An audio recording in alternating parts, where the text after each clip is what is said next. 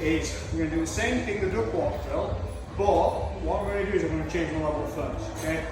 If I go from here, my knee's now banging on the floor, and it's really hard to manage that going forward and dropping the floor at the same time. So I'm going to change my level, and then drop that knee, and then stand up, okay? So here, drop the knee, and stand up. Now if you need to, just for now, just use your hands, okay? So change your level, put your hand on the mat, drop the knee, bring the leg up.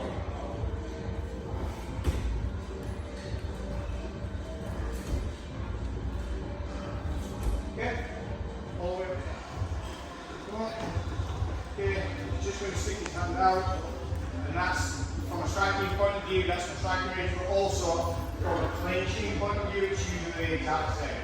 So just for now, I'm going to pull this bar out, so if I'm stupid enough not to change my level, at least I'm not getting hit with a fist. Okay? Alright, so from here, I'm going to change my level. Now, the goal is to get this knee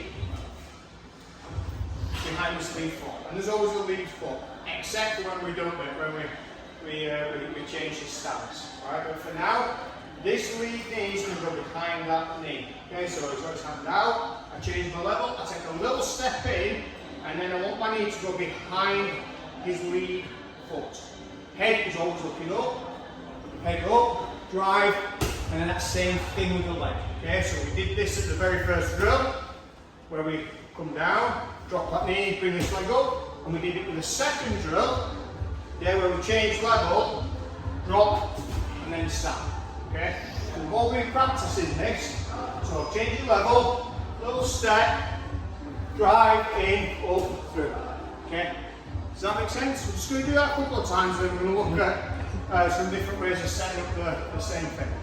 Here we go. 1, 2, 3.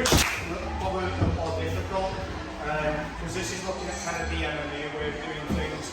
Because we're usually in a fight stance, our stance is a little more staggered, so it does make this sometimes a little more difficult. We're going to look at how to square up and do the double from kind of close range, but today we're looking at long range. So some of us are still struggling a little bit with where the knee drops and stuff like that. So this might help kind of paint the picture a little bit better. So just as in that stance, that's ideally where I want my knee to drop. Okay. So you see how far back it is in between, so it's behind his lead heel. Okay, and then this foot, which is equally as important, I want it to stamp around about here. Okay, so this is where I'm starting, and that's where my feet need to end. Now, do you see how they're kind of square as well? So they're in line with one another, aren't they? And this is where we end up in a good deadlift position. All right, so here, change my level. I have to step in because my knee's not touching that unless I step in. Okay, so as you're doing this, really sort of think about kind of partner's distance, but also where your knee needs to go.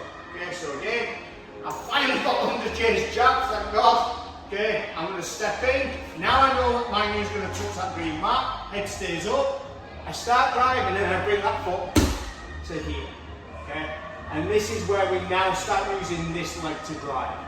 Okay, some of us at the moment, some of us at the moment, what we're doing is we're dropping this knee, we're getting a good penetration step, and then we're like this, with this leg behind us.